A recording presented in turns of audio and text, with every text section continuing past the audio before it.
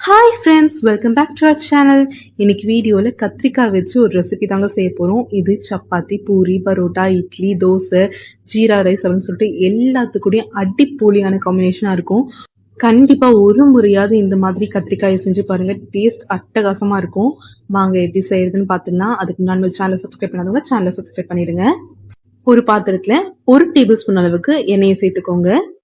இந்த எண்ணெயெல்லாம் சூடானதுக்கு அப்புறம் 1 கப் அளவுக்கு கத்திரிக்காயை ரவுண்டா கட் பண்ணி எடுத்து வச்சிருக்கேன். அதை நான் இதில் சேர்த்துக்கிறேன். நீங்க எந்த கத்திரிக்காய் வேணா சேர்த்துக்கோங்க, டேஸ்ட் சூப்பரா இருக்கும். அதே மாதிரி உங்களுக்கு என்ன ஷேப்ல வேணுமோ கட் பண்ணிக்கோங்க.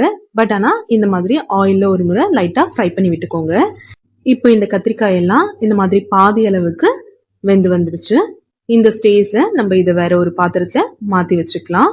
நல்லா கம்ப்ளீட்டா ஃப்ரை ஆகி வரணும்னு அவசியம் இல்லை, பாதி அளவுக்கு வெந்து வந்தா போதும். இப்போ எல்லாத்தையும் நான் வேற ஒரு பிளேட்ல மாத்திட்டேன். இப்போ இதே பாத்திரத்திலேயே நான் 1 டேபிள் ஸ்பூன் அளவுக்கு நல்லெண்ணெய் சேர்த்துக்கிறேன். நீங்க எந்த எண்ணெய் வேணா சேர்த்துக்கலாம். எண்ணெய் சூடானதுக்கு அப்புறம் 1/2 ஸ்பூன் அளவுக்கு சோம்பு சேர்த்துக்கோங்க. இந்த சோம்பு எல்லாம் வெடிச்சு வந்ததுக்கு அப்புறம் 4-5 மீடியம் சைஸ் பெரிய வெங்காயத்தை நீட்டு வாக்கில் கட் பண்ணி எடுத்து வச்சிருக்கேன். அதை நான் இப்போ இதுல சேர்த்துக்கிறேன். இப்போ இந்த வெங்காயம் எல்லாம் 70 to 80% அளவுக்கு கோல்டன் ப்ரௌன் கலர்ல மாறுற வரைக்கும் நம்ம நல்லா வதக்கி விட்டுக்கலாம். ஒரு 2 நிமிஷத்துக்கு அப்புறம் வெங்காயம் எல்லாம் நல்லா கோல்டன் ப்ரௌன் கலர்ல மாறி வந்துருச்சு. இந்த ஸ்டேஜ்ல 2 ஸ்பூன் அளவுக்கு இஞ்சி பூண்டு விழுத இதுல இப்ப சேர்த்துக்கலாம்.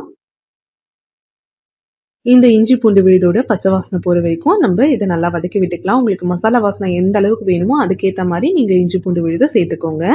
இப்போ இஞ்சி பூண்டு விழுதோட பச்சை வாசனை கம்ப்ளீட்டா போயிடுச்சு. இந்த ஸ்டேஜ்ல 2 பெரிய தக்காளியை அரைச்சு எடுத்து வச்சிருக்கேன். அதை நான் இதுல சேர்த்துக்கிறேன். நீங்க கட் பண்ணி சேர்க்கறதா இருந்தாலும் சேர்க்கலாம், பட் அரைச்சு சேர்த்தோம் அப்படின்னா கிரேவி கொஞ்சம் நல்லா இருக்கும்.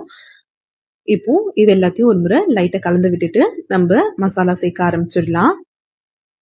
1/2 ஸ்பூன் அளவுக்கு மஞ்சள், 1 ஸ்பூன் கரம் மசாலா, காரத்துக்கு ஏத்த மாதிரி மிளகாய் பொடி, 1 ஸ்பூன் தனியா பொடி.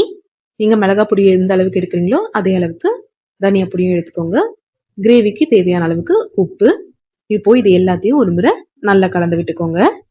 இந்த மசாலாவோட பச்சை வாசனை போற வரைக்கும் ஒரு 30 செகண்ட் நம்ம இதே மாதிரி லைட்டா வதக்கி விட்டுக்கலாம். ஒரு 30 செகண்டுக்கு அப்புறம் 1 கப் அளவுக்கு தயிர் நான் இப்போ இதுல சேர்த்துக்கிறேன். உங்களுக்கு புளிப்புத்தன்மை எந்த அளவுக்கு வேணுமோ அதுக்கேற்ற மாதிரி நீங்க சேர்த்துக்கோங்க. இப்போ தயிர் சேர்த்ததுக்கு அப்புறம் ஃபுல்லா இன்னொரு முறை நல்லா கலந்து எடுத்துக்கலாம். இந்த தயிர் எல்லாம் நல்லா மசாலாவோட மிக்ஸ் ஆகி வர மாதிரி நல்லா கலந்து விட்டுக்கோங்க. இப்போ இந்த மாதிரி ஃபுல்லா நம்ம தயிர் நல்லா பிளெண்ட் ஆகுற மாதிரி கலந்து விட்டதுக்கு அப்புறம் ஏற்கனவே வதக்கி எடுத்து வச்சிருக்க கத்திரிக்காயை இப்போ இதுல சேர்த்துக்கலாம். கூடவே ஒரு 2 கொத்து கருவேப்பிலையை நான் இதுல சேர்த்துக்கிறேன்.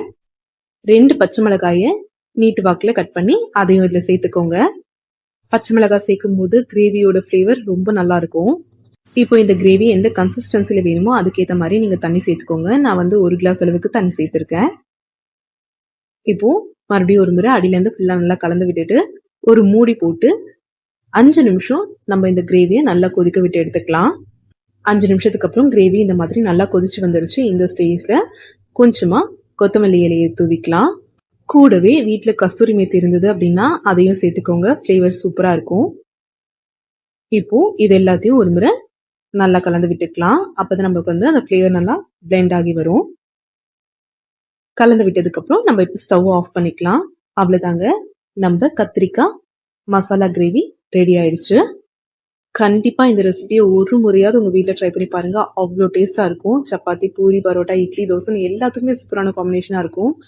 இந்த வீடியோ உங்களுக்கு பிடிச்சிருந்தது அப்படின்னா லைக் பண்ணுங்க, ஷேர் பண்ணுங்க, கமெண்ட் பண்ணுங்க. மறக்காம நம்ம சேனல் சப்ஸ்கிரைப் பண்ணிட்டு நோட்டிபிகேஷன் பெல் ஆன் பண்ணி வச்சுக்கோங்க. அப்பதான் நம்ம போற வீடியோ உடனுக்குடனே உங்களுக்கு நோட்டிஃபை ஆகும்.